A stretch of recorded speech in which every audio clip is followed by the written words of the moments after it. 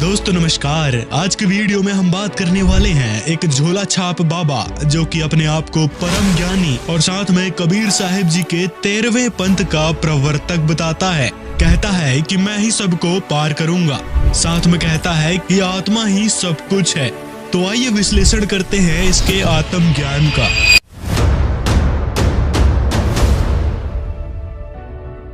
अब दोस्तों इसमें भी कुछ लोग बोलेंगे कि संत की निंदा नहीं करनी चाहिए। तो सर्वप्रथम आपकी जानकारी के लिए बता दें कि किसी के झूठ को और उसकी ऊटपटांग बातों की सच्चाई बताना निंदा नहीं होती, बल्कि ये तो एक परोपकार का काम होता है। इससे श्रद्धालु अपने आप को झूठे अज्ञानियों से बचा सकता है।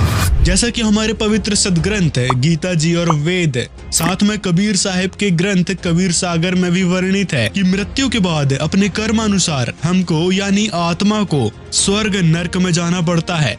जो जैसी साधना करेगा, जिसकी साधना करेगा, उसके लोक में चला जाता है, जिसके विषय में पवित्र गीता जी और पवित्र वेदों में भी वर्णित है। लेकिन अब मृत्यु के विषय में ये नितिन साहिब जी क्या कह रहे हैं, सुनिए। और एक बार तुम्हें अपना स्वरूप पता लग गया तो तुम दोबारा कभी अज्ञान में आ ही नहीं सकते। शरीर छोड़ते ही तुम अपनी आत्मा में स्थित हो जाओ। यही परमपिता परमात्मा का मूल ज्ञान है। अब ये कह रहे हैं कि शरीर छोड़ते ही अपनी आत्मा में स्थिर हो जाओगे। कैसे भाई?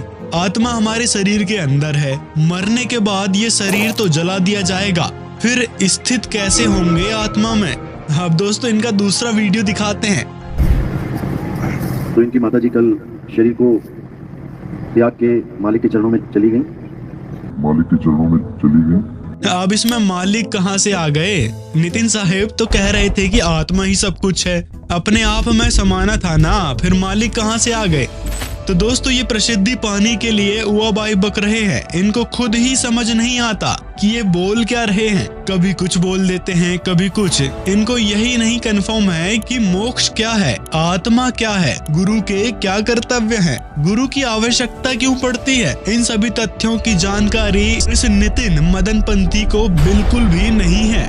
गुरु का काम है केवल तुम्हें एड्रेस बताना कि तुमने जाना कहाँ है, आए हो तुम कहाँ से, जाना तुम्हें कहाँ है। इतना बस विचार लो, हो गया भजन। क्या 5 नाम जप रहा है? इतना बस विचार लो, हो गया भजन। आए हम कहाँ से, हमें जाना कहाँ है। यदि हमने ये बात विचार कर ली तो इससे होगा क्या?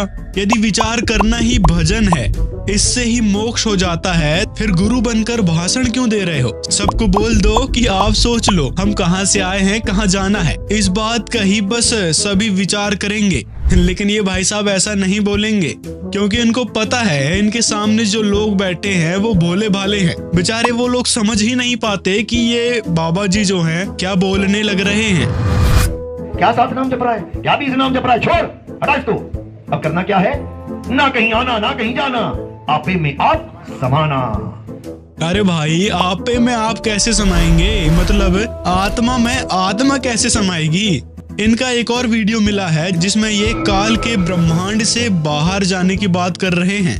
लेकिन ये ज्ञान तब समझ में आता है मेरे भाई, जब परमात्मा ने मोहर लगा दी हो तुम्हारे ऊपर कि इस जीव को इस काल की नगरी से, इस मृत्यु लोक से, इस ब्रह्म के ब्रह्मांड से बाहर करना है।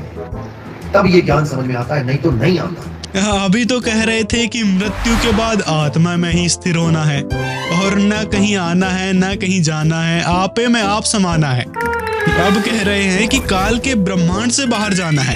अरे भाई, कबीर साहिब ने भी तो काल के ब्रह्मांड से बाहर सतलोक जाने की बात की है। कोई सतलोक नहीं जाना। कोई गुरु कहे सतलोक ले चलेंगे तुम्हें, भैया तुम ही जाओ, हमें नहीं जाना। आप कह रहे हो कि सतलोक नहीं जाना है, ऊपर से ये भी कि काल के ब्रह्मांड से बाहर जाना है। अरे भाई, कहीं तो स्थिर हो जाओ। लोगों को क्यों कंफ्यूज कर रहे हो? कबीर साहिब जी के ज्ञान को मान रहे हो, ऊपर से उनकी वाणी भी बोल रहे हो, तो एक तरफ तो होना ही पड़ेगा। कबीर साहिब जी की वाणी है, अधर द्वीप यानी सतलोक में, अधर द्वीप और गगन गुफा में तहाँ निज वस्तु सारा, ज्योति स्वरूपी अलख निरंजन यानी ब्रह्म, धरता ध्यान हमारा। इस काल के ब्रह्मांड के बाहर ही सतलोक है, जहाँ जाने का प्रमाण कबीर सागर और पवित्र गीता जी में भी मिलता है। गीता ज्ञानदाता काल ब्रह्म ने गीता अध्याय 18 श्लोक 62 में उस सनातन परम धाम के विषय में बताया है, जहाँ जाने के बाद जन्म मृत्यु नहीं होती। क्या 5 नाम जप रहा है? क्या 7 नाम जप रहा है, क्या 20 नाम जप रहा है, छोड़, हटा इसको, छोड़, हटा इसको। अब इसी आत्मा का ज्ञान करवाना है केवल। ये नहीं गुरुजी मुझे परमात्मा चाहिए बेटा जप राम राम राम, गुरुजी मुझे अल्लाह चाहिए बेटा जप अल्लाह अल्लाह अल्लाह, गुरुजी मुझे वाहिगुरु चाहिए बेटा जप वाहिगुरु वाहिगुरु। बिल्कुल नहीं। अल्लाह ईश्वर राम कहां है? तुम्हारी आत्मा में विराजमान है, बस तुम्हें आत्मा का ज्ञान चाहिए। अब ये कहते हैं कि नाम नहीं जपना है, तो फिर ये कर क्या रहे हैं? दीक्षा लेने वाले हैं वो हाथ खड़ा करें। प्रथम दीक्षा वाले, प्रथम दीक्षा में हमारे यहाँ भी देखो पहले 52 अक्षरी नाम दिया जाता है, वो 52 अक्षरी नाम दिया जाता है वो। तो भाई इस चीज से मुक्ति के लिए आपको मैं आज एक नाम देता हूं। जैसे ही आप श्वास अंदर खींचते हो तब आप क्या करो, जो ओम सोहम वाले हैं स्पेशली, जिनकी सांसों में काल का नाम बस चुका है, या सोहम वाले हैं, जब आप सांस लेते हो तो सांसों में उच्चारण करो। ये नाम जाप नहीं तो क्या है दोस्तों? इस स्वयंभू गुरु ने भगवान, भक्ति और गुरु पदवी को एक कचरा बना दिया है। गुरु का काम क्या होता है? ज्ञान को सुलझाना, ना कि उलझाना। कबीर साहब जी तो कहते हैं कि 9 मन सूत उलझिया, ये ऋषि रहे झकमार, सतगुरु ऐसा सुलझा दे, उलझे न दूजी बार। एक तरफ तो आप कबीर साहब जी का नाम लेते हो, साथ में कबीर साहब की बाणी भी बोलते हो, लेकिन इतनी सी बात इनके पल्ले नहीं पड़ती, तो ये सोचने वाली बात नहीं है। अब दोस्तों, जैसे हमको कोई दुख तकलीफ आती है तो हम डॉक्टर के पास ही जाते हैं। अब ये नितिन साहब जी कह रहे हैं कि तकलीफ होती है तो डॉक्टर के पास मत जाओ। सोच लो कि आप आत्मा हो, आत्मा को दुख तकलीफ थोड़ी ना होती है। साथ में ये कहते हैं कि आत्मा तो अमर है, फिर डॉक्टर से क्यों बोल रहे हो बचा लो बचा लो? बस इसका एक ही दोष है कि ये निर्भय नहीं हो सकता, डरता रहता है बेचारा, हाय मर गया डॉक्टर साहब बचा लो, डॉक्टर साहब बचा। जो अमर है, जीव अविनाशी, वो अरदासें कर रहा है मुझे बचा लो मुझे बचा लो। क्यों? क्योंकि वो अपने स्वरूप को भूल चुका है। वो अपने आप को एक छोटी मोटी चीज मान बैठा है, जो एक्सपायरी डेट लेके बैठा हुआ है। इतनी तारीख को पैदा हुआ था, इतने को मर जाऊंगा।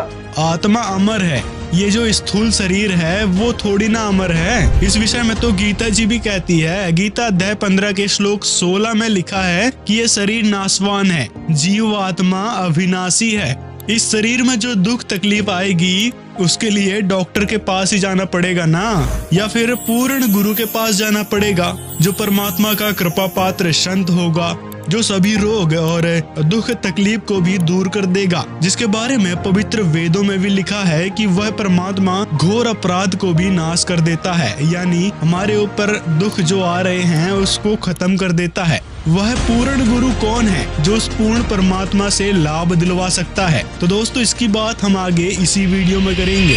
अब दोस्तों, अब आप सोच रहे होंगे कि दुख तकलीफ तो ये नितिन साहब जी भी दूर कर देते होंगे, ये भी तो अपने आप को पूर्ण संत मानते हैं, लेकिन ऐसा नहीं है दोस्तों। नितिन साहब का कहना है कि यदि आपको कोई दुख तकलीफ है तो मेरे पास मत आना। यदि कोई दुखी आ भी जाता है तो उसको ये कहते हैं कि आपको थोड़ी न दुख है, आप एक आत्मा हो और आत्मा अमर है। केवल आत्म स्वरूप की जानकारी के लिए मेरे पास आया करो। दोस्तों, इसके पास दुख तकलीफ का कोई समाधान नहीं है, केवल ऊट पटांग ज्ञान ही देना होता है इनको। अब दोस्तों, इनके पास मोक्ष के विषय में भी कोई ज्ञान नहीं है। बस इतना समझ लो, ज्यों तिल माही तेल है, ज्यों चकमक में आग, तेरा साईं तुझ में है, जाग सके तो। जब मेरा साईं मुझ में है तो सतलोक में कौन बैठा है फिर? जब मेरा साईं मुझ में है तो अलग लोक में कौन बैठा है कुर्सी लगा के? मेरा साईं मुझ में है तो फिर अनामी लोक में कौन बैठा है? कौन बैठा है? कौन बैठा है? अकेला निरंजन बैठा है। वो क्या करेगा अकेला? ज्योत निरंजन अकेला नहीं बैठा, वो मन माया की लहर में चित्त स्थिर नहीं होए। जो बैठा है वो निरंजन है, और उसके आसपास जो बढ़िया बढ़िया रोशनियां चल रही हैं वो क्या है? वो माया है। दोनों एक साथ रहते हैं। इस फर्जी कबीर पंथी का ज्ञान यहीं से समझ सकते हैं ये क्या बताता है। इसके सत्संग सुनने वाले लोगों ने ही जवाब दे दिया कि ये कैसा ज्ञान देता है, जब कबीर साहब जी ने स्वयं अपने सदग्रंथ है कबीर सागर में बताया है कि मेरा निज स्थान सतलोक है, और सतलोक के ऊपर अलख लोक और अनामी लोक हैं। मतलब ये सभी लोक परमेश्वर कबीर जी के निवास स्थान हैं। और ये अज्ञानी नितिन साहब कहता है कि अलख लोक और अनामी लोक में ये काल ब्रह्म यानी ज्योति निरंजन और माया यानी दुर्गा बैठे हैं। वह रे ज्ञानियों, एक तरफ तो कहता है काल के ब्रह्मांड से निकलना है, और दूसरी तरफ परमेश्वर के निज स्थान को ही इसने काल ब्रह्म का लोक बता दिया। दोस्तों इनकी एक बात का और खंडन करेंगे, जिसमें ये नितिन जी कहते हैं कि गुरु के चरणों में फूल डाले जाते हैं, सिर में नहीं। साहब कुछ भक्तों के सवाल थे। एक तो भगत ने मेरे को फोन करके पूछा था कि जो खुद की देही की पूजा करवा रहे हैं, तो गुरु नानक जी ने और कबीर साहब ने, इन्होंने कब अपनी देही की पूजा करवाई, कब अपने सिर पे फूल रखवाए? अच्छा, तो इसका देखो जी ऐसा है कि पहले तो ये भूल जाए कि देही की पूजा हो रही है। पूजा होती है गुरुचरण की। ध्यान मूल गुरु रूप है और पूजा मूल गुरु पाम। गुरु के अब अगला वीडियो देखिए, जिसमें ये अपने सिर में फूल डलवा रहे हैं। तो आज इस अनमोल सत्संग को खोलेंगे। उससे पहले दोस्तों सच्चा और पूर्ण गुरु वो होता है जिसकी कथनी और करनी में अंतर ना हो, मतलब जो बात बोल रहे हैं उन बातों को स्वयं भी अमल करे और अपने शिष्यों से भी अमल करवाएं, वो ही पूर्ण गुरु होता है। लेकिन दोस्तों इस मदनपति पंथ के गुरुओं का एक अलग ही ड्रामा है। ये लोग कहते कुछ और हैं और करते कुछ और कहते हैं कि हमारा ही वास्तविक कबीर पंथ है। अब दोस्तों आप ही विचार कर सकते हैं कि ये नितिन साहिब और मदनपति पंथ के जितने भी गुरु हैं उनके पास क्या ज्ञान है। दोस्तों इस वीडियो में आपको दिखाया कि अपने आप को कबीर पंथी और 13वें पंथ का प्रवर्तक होने का दावा करने वाले फर्जी गुरु का ज्ञान। अब दोस्तों आपको ये बात जरूर जान लेनी चाहिए कि कबीर साहिब जी का वास्तविक मार्ग कौन सा है। एकमात्र सच्चा कबीर पंथ संत रामपाल जी महाराज का है। जी हाँ दोस्तों, अन्य सभी कबीर पंथ झूठे हैं और सच्ची पूजा और सच्ची दीक्षा नहीं देते। अतः वो लोग अपने सभी शिष्यों को मोक्ष नहीं दिला सकते। केवल संत रामपाल जी महाराज के पास ही सच्ची भक्ति और सच्चा नाम यानी दीक्षा है, जिससे जीव का कल्याण हो सकता है। दोस्तों आपको यदि संत रामपाल जी के सच्चे कबीर पंथी होने पर कोई शंका है तो नीचे डिस्क्रिप्शन में एक पवित्र पुस्तक का लिंक मिलेगा, जिसमें सभी कबीर पंथियों का ज्ञान बहुत ही बारीकी से समझकर और कबीर साहब की वाणियों से मिलाकर इस पवित्र पुस्तक में विस्तार से लिखा गया है। एक बार ये पुस्तक जरूर पढ़ें। दोस्तों अगर वीडियो पसंद आया हो तो लाइक जरूर करें और इन फर्जी कबीर पंथियों के बारे में आपकी क्या राय है कमेंट में जरूर बताएं और वीडियो को ज्यादा से ज्यादा लोगों तक शेयर करें ताकि भगत समाज जागरूक हो सके। सत साहिब।